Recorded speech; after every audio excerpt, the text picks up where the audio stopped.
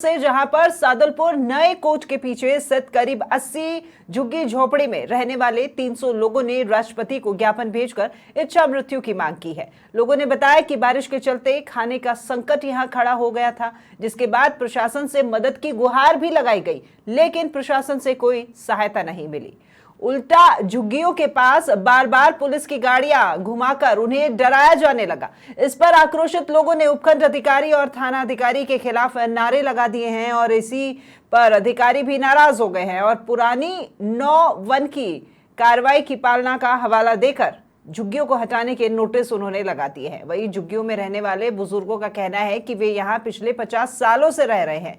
उनके voter ID और आधार card में यही का पता लिखा हुआ है। ऐसे में बारिश के मौसम में गर्भवती महिलाओं और बच्चों को लेकर अब कहां जाएंगे, इसलिए हमने राष्ट्रपति को ज्ञापन भेजकर इच्छा मृत्यु की मांग की है।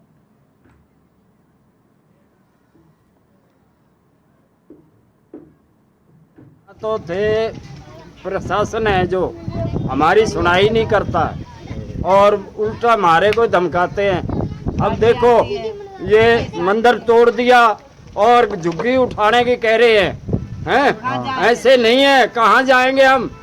ये भेज दो, कहीं भेजोगे जभी, नहीं तो मौत ही दे दो हमने। आगे पड़ांगा मैं तो हम कितना जावांगा, बोलो बताओ। 43 दिन धरना पे बैठे हैं, हमारी कोई सुनाई नहीं ले रहा। थानेदार भी धमकाते हैं हमारे को, कोई भी सुनते नहीं हमारे। जाए इससे अच्छा मेरे को मौत दी जाए। गरीब आदमी बैठे हैं धरने पे, भूखे प्यासा, कोई पुलिस आवे माने डरावे धमकावे ये भाई थे धरना उठाओ। अब बेटा गरीब आदमी में कटे जावा। आज धरने का 44वां दिन है और विभिन्न मांगों को लेके 44 दिन से ये लोग धरने पे बैठे हुए हैं।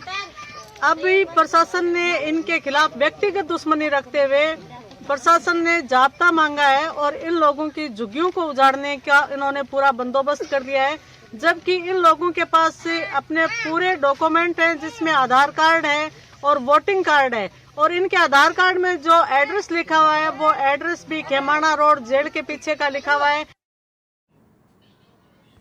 चलिए ज्यादा जानकारी लेते हैं सहयोगी कृष्णा फगड़िया से।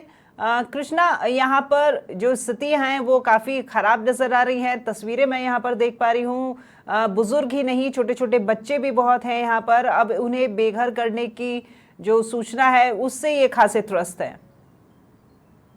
बता दूं ये सारे लोग हैं इस सदमे के अंदर हैं और 44 दिन पहले इनका धरना था, वो रोटी के लिए शुरू हुआ था कि हमें खाने के लिए रोटी मिल जाए, क्योंकि अत्यधिक बारिश में इनकी धुइयां उगड़ गई थी, खाने पीने का सामान बह गया था। अब इनको रोटी के बदले बुलडोजर मिलने जा रहा है तो काफी चिंता का विषय। और ये लोग हैं, इनका कहना है कि 3 महिलाएं हैं वो प्रसूता हैं यहाँ पे, और काफी महिलाएं हैं जो गर्भवती महिलाएं भी हैं। ऐसे में इनको लेकर जाएं तो कहाँ जाएं? इनके पास अन्य कहीं भी रहने के लिए कोई भी जगह नहीं है। देखिए, बुजुर्गों का कहना है कि पिछले 50 साल से वो यहाँ पर रह रहे हैं, उनके पास आधार कार्ड भी है, वोटर आईडी भी है, लेकिन अब इन्हें यहाँ से हटाया जा रहा है। क्यों ये अब इस वक्त आकर के उन्हें सरकारी जमीन लग रही है या फिर ये अतिक्रमण मान रही है इसे, क्योंकि हटाने की तैयारी में है? वोट भी तो यहाँ से देते रहे हैं। कई साल पहले यहाँ पे कोई 9(1) की कार्रवाई हुई थी। मुख्य बात तो ये है कि ये लोग काफी दिन धरने पर रहे और उसके बाद प्रशासन ने नहीं सुनी। तो इन लोगों का आरोप ये है कि इन्होंने उपखंड अधिकारी के और अधिकारियों के खिलाफ मुर्दाबाद के गो बैठ के नारे लगा दिए। इससे इच्छा रखते हुए उन्होंने पुरानी कार्रवाई 90 है उसको काम में लेके अब ये कार्रवाई की जा रही है। इनके सारे डॉक्यूमेंट है यहाँ। दूसरी बात इनका कहना ये है कि ये 1 घंटे में जगह खाली कर देंगे, लेकिन इनको कहीं ना कहीं रहने के लिए जगह तो दी जाए दूसरी। बिल्कुल, व्यवस्था पहले होनी चाहिए। ये यहाँ से कहाँ जाएंगे? ऐसी स्थिति में ये लोग अपना सामान उठा करके जाएंगे तो कहाँ जाएंगे? प्रशासन ये भी तो देखे, हर बार यही बात होती है। जी कृष्ण, बोलिए आप। बिल्कुल, इनको प्रशासन से यही मांग है। बारिश का मौसम है, जाने के लिए कहीं जगह नहीं है। ये लोगों का कहना है कि 1 घंटे के अंदर अंदर ये जगह खाली कर देंगे, लेकिन इनको कहीं रहने के लिए जगह है वो व्यवस्थित की जाए। लेकिन प्रशासन बिल्कुल मानने को तैयार नहीं है। सबके यहाँ वोट बने हुए हैं, वोटों के टाइम पे नेता हैं वो खूब मंडराते हैं यहाँ, लेकिन अब कोई भी आदमी है वो इनकी मदद के लिए या इनको कहीं जगह के लिए नहीं किया जा रहा है। एक और बात मैं आपको मुख्य बता दूं हमारे सादुलपुर शहर की, कि यहाँ 100 मकान ऐसे बने हुए हैं कि भामाशाह ट्रस्ट के द्वारा जो गरीब लोगों को बांटने हैं, वो 2 साल से धूल भाग रहे हैं। उन मकानों में कोई नहीं है और ये गरीब लोग हैं जो रोड पर आने को तैयार है। मतलब घरों को लोग तरस रहे हैं और लोगों को घर तरस रहे हैं। बिल्कुल ये बात आपने सही कही कि घरों को लोग घर को तरस रहे हैं। 300 लोग मायने रखते हैं यहाँ पर, कृष्ण की इच्छा मृत्यु की मांग कर रहे हैं क्योंकि इनके पास आगे और कोई चारा नहीं बचा यहाँ से हटने के अलावा। कोई रास्ता इनके पास नहीं है और 44 दिन के धरने के बाद ये इन्होंने कदम उठाया है। ये नहीं कि पहले दिन ही कोई इच्छा मृत्यु इतना जल्दी नहीं मांगता, और जीने की इच्छा सबको होती है, लेकिन एक बार सोच के देखेंगे ये जिएंगे तो किसके लिए जिए और कहाँ जिएंगे फिर यहाँ से निकालने के बाद। अच्छा, इसमें बड़ी बात ये है कृष्ण की 44 दिन हो गए हैं, एक भी जिम्मेदार कोई इन तक नहीं पहुंचा है इनकी सुध लेने के लिए, और वोट बैंक ये यहाँ पर इनका बहुत मजबूत है, 300 वोट भी मायने रखते हैं। हाँ, वोट 300 नहीं, शायद कुछ 200 कुछ हैं, लेकिन मायने रखते हैं। वो चुनाव में ही मायने रखते हैं, उसके बाद नहीं रखते। 44 दिन इनका धरना चल रहा है। पहले तो इनका विरोध यही था कि उपखंड अधिकारी यहाँ आके निरीक्षण करे और उसके बाद हमें खाने की व्यवस्था करे। रोटी के लिए ये लोग धरने पे बैठे थे, लेकिन जब कोई भी नहीं आया यहाँ तो इन्होंने ज्ञापन वगैरह दिए, प्रदर्शन किया, तो इनका नेतृत्व करने वाली एक मैम है, उन पे मुकदमा हो गया। बाद में इन लोगों का और मनोबल थोड़ा टूटा, लेकिन अब इनको कोई उम्मीद कहीं से नजर नहीं आ रही है। 44 दिन के बाद बिल्कुल उम्मीद टूटने के बाद इन लोगों ने राष्ट्रपति के नाम इच्छा मृत्यु का ज्ञापन भेजा है। मतलब रोटी की मांग कर रहे थे और अब तो घर का भी इनका ठिकाना नहीं रहा है। स्थितियां जो हैं वो और ज्यादा बिगड़ गई हैं। ठीक है कृष्ण, आप नजर बनाए रखिएगा। जी कृष्ण, मैं एक बार आपको बीच में रोक रही हूँ। मनोज न्यांगली जी जो कि एमएलए हैं वो हमारे साथ में फोन लाइन पर जुड़ गए हैं। मनोज जी नमस्कार। नमस्कार मैडम। आपके यहाँ पर जो स्थितियां हैं आपके क्षेत्र में वो खासी खराब हैं। लोग रोटी की मांग कर रहे थे प्रशासन से, लेकिन अब तो इनके घर का भी ठिकाना नहीं रहा है, इन्हें हटाया जा रहा है यहाँ से। आपके संज्ञान में है ये मामला? देखिए मेरे संज्ञान में है मैडम है, और इसमें क्या है, झुग्गी झोंपड़ी के लोग लंबे समय से वहां बसे हुए हैं और कोर्ट में एडवोकेट्स मांग कर रहे हैं कि ये जमीन हमारी है, इसलिए खाली कराई जाए।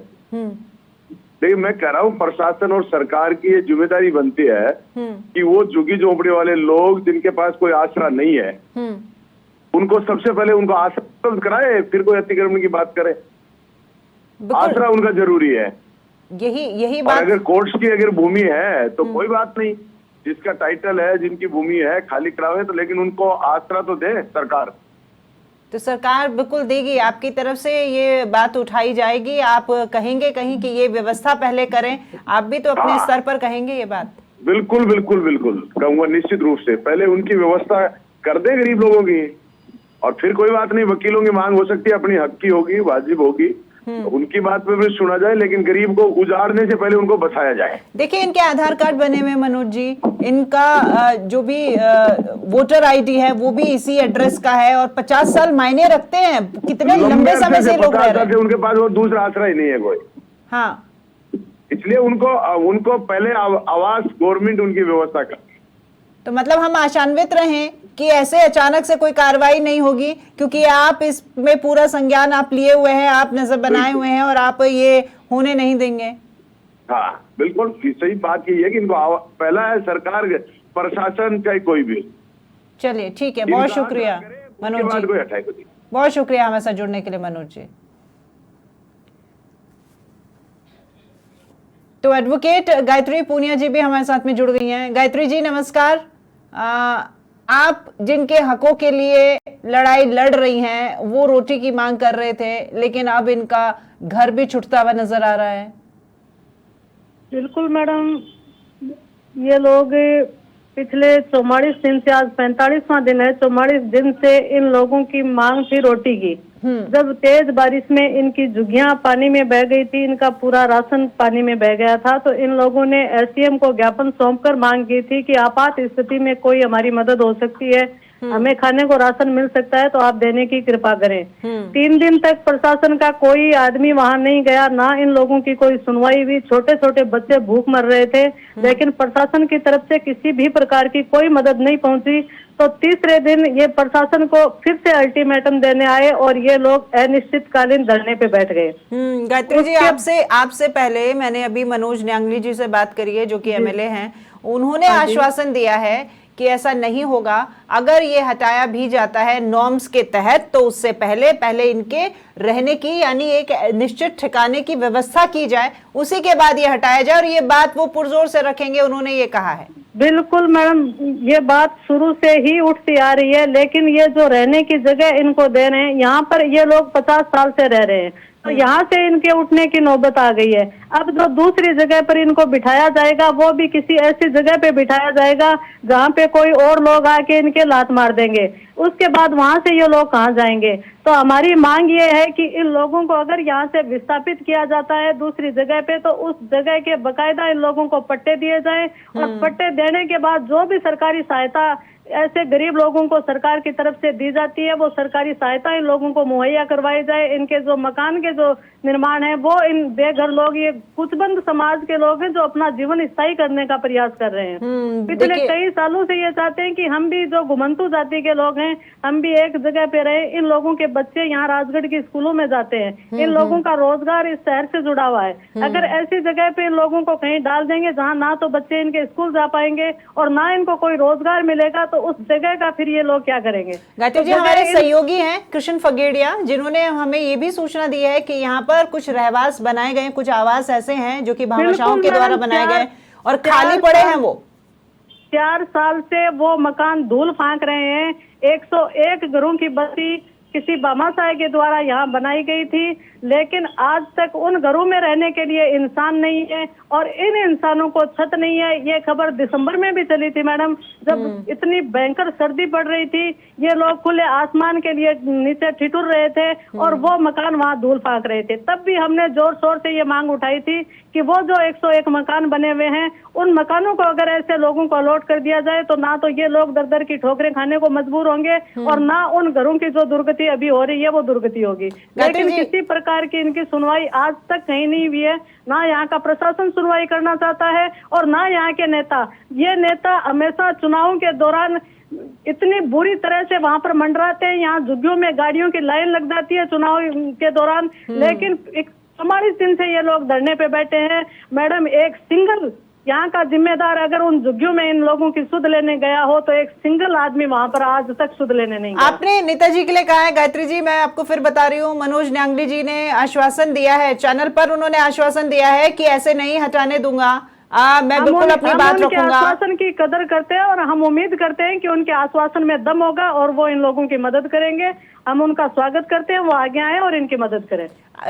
क्या एक सवाल और आपसे, क्या आपको ऐसा लगता है कि ये सरकारी जमीन है इसलिए अतिक्रमण हटाया जा रहा है, या फिर कोई आपसी रंजिश या फिर कहीं कोई बात किसी अधिकारी के मन में जिस कारण से ये हो रहा है? मैडम, सरकारी अतिक्रमण की अगर बात है तो उसी खसरा नंबर पे, उसी जोड़ पाइतन की जमीन पे कोर्ट खुद बना हुआ है। वहीं पे कोर्ट की पश्चिम दिशा में इसी कोर्ट के वकीलों ने कब्जा करके रखा हुआ है। वहीं उसी जोड़ पाइतन की जमीन पे बड़ी बड़ी कोठियां बनी हुई है, पूरी बस्ती वहां पर आबाद है। अगर सरकार अतिक्रमण हटाती है तो झुग्गी झोंपड़ी और तंबू तो कोई अतिक्रमण में भी नहीं आता। ये तो रोजी रोटी कमाने वाले लोग हैं, ये तंबू लगा के यहाँ बैठे हुए हैं। अगर आप अतिक्रमण हटाते हो तो आप शुरुआत उन बड़ी बड़ी कोठियों से कीजिए। ये झुग्गी झोंपड़ी के लोग खुद ब खुद अपना अतिक्रमण हटा लेंगे, लेकिन एक दोयम दर्जे का व्यवहार करते हुए, आपसी रंजिश रखते हुए जब इन लोगों की मदद नहीं हुई तो इन लोगों ने एसडीएम और सीआई जो वहां पर गाड़ियां भर के पुलिस को लेके जाता है और इनके बच्चों को वर्दी का रौब दिखा के वहां औरतों और महिलाओं और बच्चों को डराता है। डर के मारे इन लोगों ने जब परेशान होके धरने के 22वें दिन जब इन लोगों ने गो बैक के नारे लगाए, उसी चीज को इन प्रशासन ने अपनी नाक का सवाल बनाया और उसी नाक का सवाल बनाते हुए इन लोगों ने इन झुग्गी झोंपड़ी के लोगों के खिलाफ ये कार्रवाई करने की पूरी तरह से ये व्यक्तिगत दुश्मनी रखते हुए इन लोगों ने कार्रवाई करनी शुरू की है। मैम, ठीक है, बहुत शुक्रिया गायत्री जी आपका इस तमाम जानकारी के लिए। कृष्ण, आपने ये पूरी जो बातचीत है वो आपने सुनी होगी, क्या लगता है आपको अब आगे क्या होगा? क्या कोई आके इनकी सुध लेगा या फिर स्थितियां जो हैं, इन लोगों को अब खाने को रोटी भी नहीं है और स्थितियां लगातार बिगड़ रही हैं? पीछे कुछ भामाशाहों ने इनकी खाने की मदद की थी, इनको आटा वगैरह दिया था। और ये बात भी मैं याद दिलाना चाहूंगा, दिसंबर के अंदर जब ये खबर है वो समाचार प्लस पे ही दिखाई गई थी कि 100 घर हैं वो खाली पड़े हैं और ये लोग सड़क किनारे झुग्गियों में बैठे हैं। तो उनका अभी तक कोई निस्तारण नहीं हुआ। अब कल का ही अल्टीमेटम है और कल की तारीख दी हुई है। प्रशासन है वो पूरे उपखंड अधिकारी वो पूरे अमले दमले के साथ पहुंचेंगे वहां। आपको बता दें कि कम से कम 150 पुलिसकर्मियों की वो इमदाद मांगी गई है, 150 पुलिसकर्मियों की सुरक्षा मांगी गई है यहाँ पे। चलिए ठीक है, बहुत शुक्रिया कृष्णा, आप नजर बनाए रखिएगा, आगे भी आपसे अपडेट जरूर लेते रहेंगे। तो चूरू की ये तस्वीरें जहां पर लोग बेघर होने को मजबूर हैं और इसी मजबूरी में वो वहां पर विरोध भी कर रहे हैं, लेकिन उनकी कहीं सुनवाई नहीं हो रही है।